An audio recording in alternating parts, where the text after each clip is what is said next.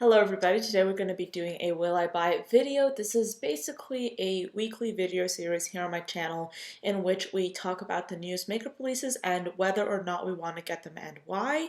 This series is of course inspired by Samantha March. She basically has this series go up on her channel every single Wednesday, and I'll put her channel down below in the description box, same as always. I just want to insert a little bit of a disclaimer here.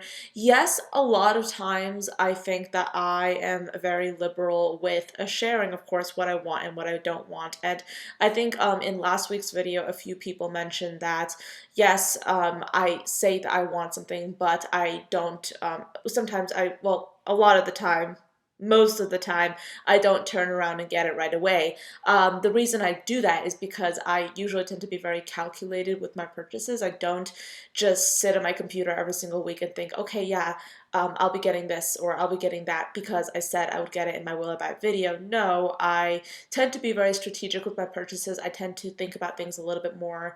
And also, I like to purchase items in store these days. But just in general, I just like to be calculated with my purchases. Yes, I buy makeup. Yes, I'm trying it out. I try and focus on brands that are not necessarily the most talked about that much. I try to focus on brands that I don't see a lot of conversation about, if at all. So yeah, I just try to, I try out those items, I experiment with them, and then I report to you as to what I find. But just because I say that I want to get something in one of these videos does not mean that I am intending to turn around and get it immediately, and I hope it's not coming off across that way. But yeah, of course, if I like anything in this video, and there are several things that I like in this video, I will be open with that, but at the same time, I'm probably not going to get on my computer right now and purchase it because I tend to be a little bit more strategic with what I want to get. Now, first off, I want to talk about this brand right here called Tati Beauty. Now, Chixie is spelled with Chixxie, just in case you're interested in this brand. This is the new Fiesta Mexicana palette, and as you can see, it is an absolutely beautiful array of colors. It is super bright, super vibrant. You have a lot of different warm tones and cool tones in here. It kind of looks a little bit haphazard, like at first glance, personally, in my opinion, but when you actually just break it down visually, color by color, you do see that they have included a lot of oranges, a lot of blues, some greens. They also have included a few yellows. It's a very enticing color scheme. Is it inspiring to me though? No, not necessarily. I definitely cannot see myself buying this. I can think of a handful of palettes in my own collection that are very, very similar to this one, and even though there are a few unique shades in here that I definitely do not own, I do not want to buy a larger eyeshadow palette specifically just for a few colors when I do own most of these colors already. So moving forward, let's talk about another rainbow palette. This is from Glam Line, and this is their Cake eyeshadow palette, or cake palette in general. I'm not present today, but this is basically a rainbow palette, and you have a lot of pressed glitters in here. Now, my opinions have changed a lot over pressed glitters. I used to really like them. Now I'm kind of like, I prefer loose glitters, specifically because I feel like loose glitters are easier to customize the effect of. That's just how I've found it to be for myself personally. I don't know if that's a popular opinion or not, but this is a very enticing color scheme. However, it is very rainbow looking. And see, here's the thing. I like Glam Light's theme, or Glam Light's tendency to take inspiration from food and basically put out makeup inspired by that topic. But having a palette inspired by cake and then putting out a rainbow palette, I mean, it makes a little bit of sense because obviously you can have cakes of all different colors and textures and all of that, but at the same time, it looks like another rainbow palette, and I don't know, it's kind of difficult to say, what they could have done differently besides just creating a rainbow palette. But if you look at the packaging, if you look at the exterior, the cake that they chose to photograph for this packaging was very pink and red and creamy, and there was a lot of sprinkles in there. I don't know. I would have liked to see something inside the palette that was very cake inspired, because if you actually look at the palette inside, you don't initially think that, oh yeah, this is cake, you know?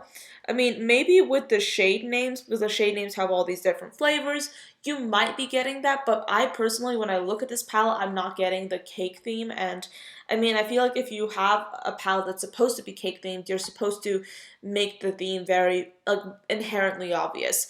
Moving on, though, let's talk about Colourpop. So Colourpop is launching another monochromatic palette, and this time this is going to be the Mint to Be eyeshadow palette. This is, of course, $12, and this is released along with a mint collection that will include two Super Shock shadows, two glitters, and then they also have a Matcha Love set, which will include the 4th Ray Matcha Face Milk and a lip scrub. I honestly am only interested in the eyeshadow palette, if at that. See, the thing is, like with this, like with these monochromatic palettes, at some point I was like super interested in these palettes, but like right now, I'm kind of like not. I mean, see, the thing is, like I like this color scheme. It's super unique. I can see myself getting this, but at the same time, like, honestly, do I want to? No, not really.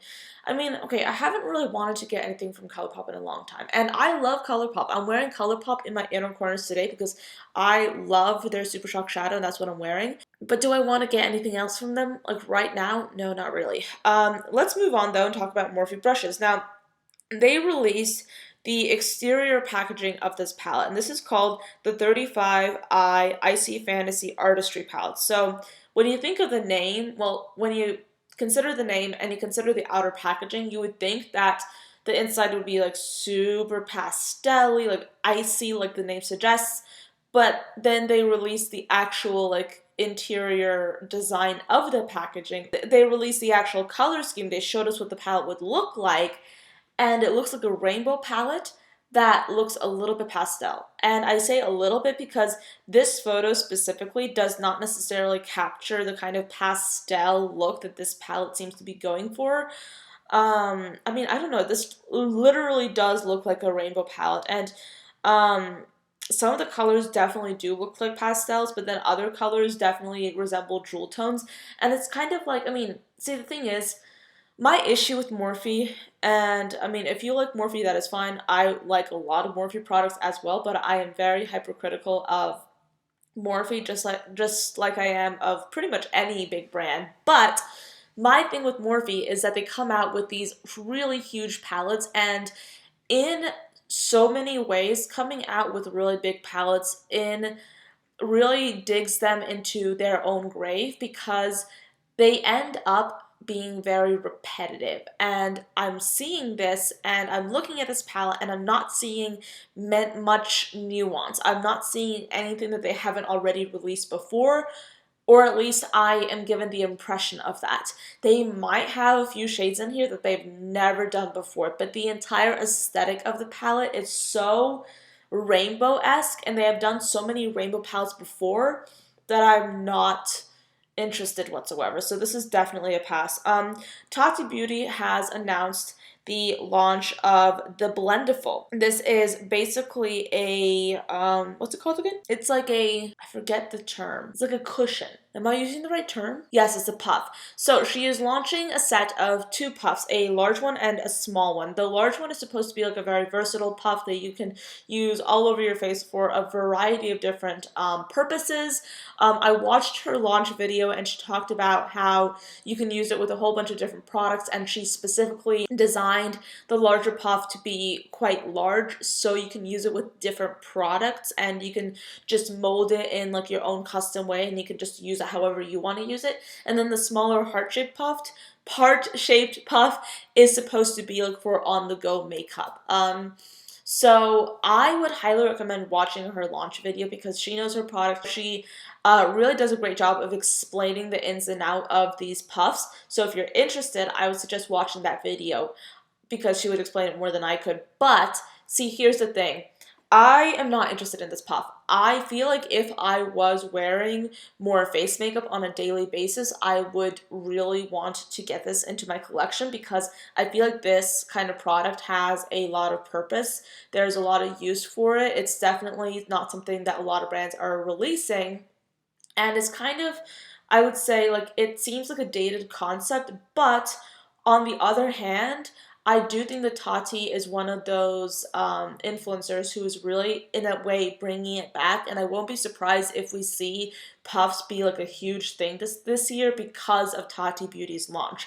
So I think that there is room for this, and I think that this is not necessarily something that should be overlooked.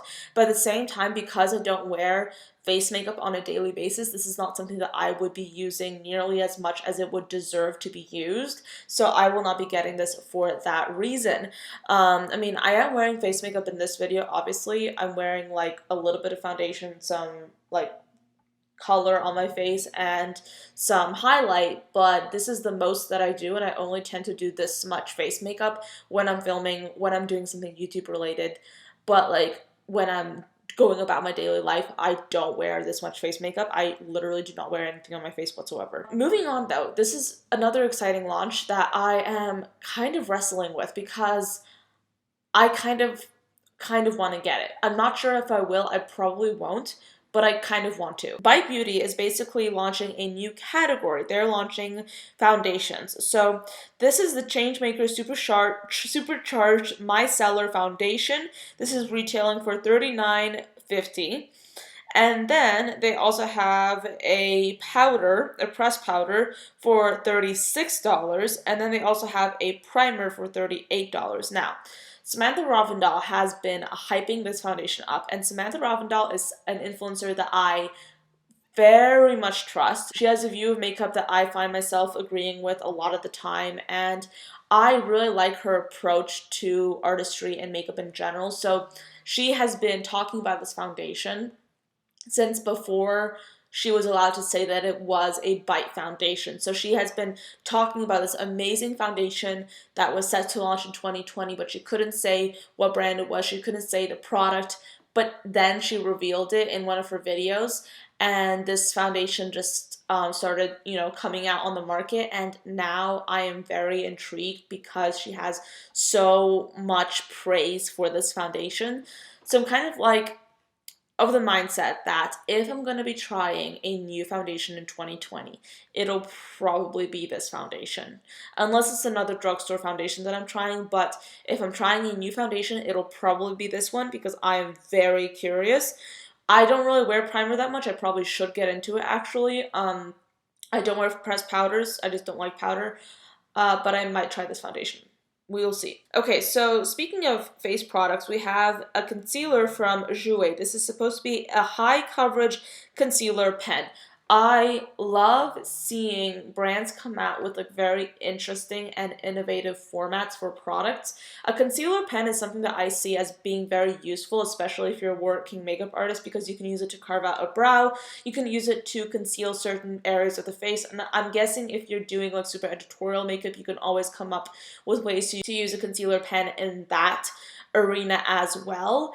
But am I somebody that needs a concealer pen in my life? No, because I only do makeup on myself and I don't necessarily need a concealer pen. So this is not something that I'm getting, but I do think that this is quite cool looking. Another item that I want to talk about would be from e.l.f. Now, these are basically small curated eyeshadow palettes. There are 8 of them, and they feature 4 colors each, and these are going to be $3 a piece. I was thinking that these would be $5 at least because drugstore prices have been increasing over the years, but this is $3 a piece. So I'm tempted. I mean, I'll probably, like, what I'll do is I'll probably be watching, like, some other people's videos, and I'll see what they say about these palettes. If they have favorable things to say about the more colorful versions of these palettes, I will see if I can snag maybe that purple one up. I'm curious, to say the least. I'm very curious, especially since the price is so inexpensive. Speaking of price, let's talk about something that's super expensive. I'm talking about the Chantecaille Spring 2019 collection. This is a limited edition collection that will include a hummingbird eye quartet for $72. Guys, that is a lot of money. And also a perfect blur finishing powder for $80. I think it goes without saying that I have no interest in getting any of this because this is a lot of money to be spending on a quad or a powder, and Chantecaille, of course, is a very luxurious brand, so I understand why they're pricing it that high. but I am not their customer, so therefore I am not interested in this whatsoever. I also would love to talk about Lawless. They are releasing some nude lipsticks, and see, the thing is, I am quite picky. Well, not quite picky. I'm like a little bit particular about the nudes that I'm buying right now, or the nudes that I want to buy, because I have so many nude lipsticks, and right now I'm very interested in warm tone nudes. I'm interested in nudes that have like a little bit of color to them. I don't want something that will wash me out. And I'm looking at these swatches, and so many of the colors in here are like very, very light and very cool tone looking nudes. Some of these have yellows in them, of course. Some of these are more brown in tone, but there's nothing really in this selection of shades that I was like super drawn to. So this is definitely going to be a pass. I'm just super picky, okay? And I really think that that's what I want to stick to in 2020. I want to be more picky with what I'm spending my money on with regards to makeup, because there's so much product going around, and I think that it's healthy to be very particular about what you're getting. Charlotte Tilbury is launching a new eyeshadow palette. This is going to be the Instant Eye Palette in Pillow Talk, 12 shades for $75. Charlotte Tilbury is a very luxurious brand, so $75 for 12 shades, not a bad price. This is a beautiful color scheme. Is it my kind of color scheme? No. However, I'm very excited to see that she is putting in 3 super beautiful pink shades that look like they would be beautiful with a lot of the neutral shades that she included in the palette. So I like that. Do I want this palette though? No. It looks like a very luxurious looking experience, but is it for me? Not particularly. Anastasia Beverly Hills and Amrezy are collaborating for the second time, and they are releasing this palette right here, which is absolutely stunning. They included 16 shades in here, and there are mostly neutral shades in here, but there is a pop of blue. I kind of feel like the pop of blue kind of thing is a little bit dated. I don't really want to see that anymore, and I'm kind of disappointed that it's in this palette, because I wish that I don't know. It's almost like if you're going to include a pop of anything, just focus on the pink and the neutral tone of the palette and leave out the blue. Because the blue looks kind of like a sore thumb in this, because if you look at the shades in here, there are a lot of really pretty pinks, but then you have that random pop of blue, and it doesn't really work. So yeah, are you kidding me? My camera just stopped recording. Hold on, guys, I'll be right back. Okay, that happens more often than I'd like to admit, but we're back. Yeah, anyway, yeah, I feel like it would be a little bit more of a cohesive palette if that blue wasn't there. I get that the blue is there to make this more of an eye-catching palette, but I still think that, like, hey, yeah, it would just be like a better, like, it would be like a more, like, pretty palette, I think, that if they just took out that blue and maybe put in, like, a very, like, electric looking pink in there instead. There are a few pressed glitters in this palette apparently. Kind of wish that there weren't. I'm just not too interested in this palette. I'm not really interested in Amrezy's style, like makeup wise in general, because it's just very like full glam, Instagram baddie-esque. Like it's very full glam, full coverage, which I'm not into. So it would make sense that I'm not too interested in this palette either, but like, I don't know, it's just I'm not going for it. I also want to talk about Sydney Grace Co. They are launching the Enduring Love palette, and this is what it looks like right here. I thought that this was a Too Faced launch when I first saw it. I don't know. I think it's something about the color scheme, about the way that the colors were placed, that made me think that this was a Too Faced launch. Apparently it isn't. It is Sydney Grace Co., of course. But yeah, I mean, I personally am not interested in neutral color schemes. I've said that before and I'll say it again. I'm just not too into that. I love a more colorful color story. So yeah, this is not my cup of tea. But if you're interested in it, yeah, sure, like go for it. But like, I'm not, because I love color, and that's just what I tend to go for. Tati Beauty is actually launching something quite interesting. This is supposed to be their hyper color palette. This includes 3 different finishes, if you will, 4 colors in each finish, and this will all be $35. So now I'm just going to break down the finishes for you. They will include 4 UV glow shades that are supposed to enhance looks with SFX, 4 matte shades that are intensified colors, and then 4 toppers, which are flip pigments. I'm tempted to get this just because of how, like, unique it looks. I don't think I will be getting this, but I am very curious to see what everybody else will think of this launch when they do get it, either in PR or if people start buying it. I'm super cool. Like, I think this is a super cool concept. I'm curious to see how this will work. I'm interested. Will I be getting this though? No, not really, because I already have so much makeup to get through. This is not something that's like really sparking my interest in that way. With that being said though, those are all the launches that I wanted to talk about for this video. There's a lot to go into. I do hope that you enjoyed this one and found it interesting. I'm like super curious to see what more launches we'll have moving forward in 2020, because I feel like brands will try and work a little bit harder to step it up and be a little bit more innovative with what they're coming out with, their themes, their formulas. I'm curious to see how that will go, but thank you so much for watching till the end. I hope that this was entertaining for you, and I will see you all next time. Bye, guys.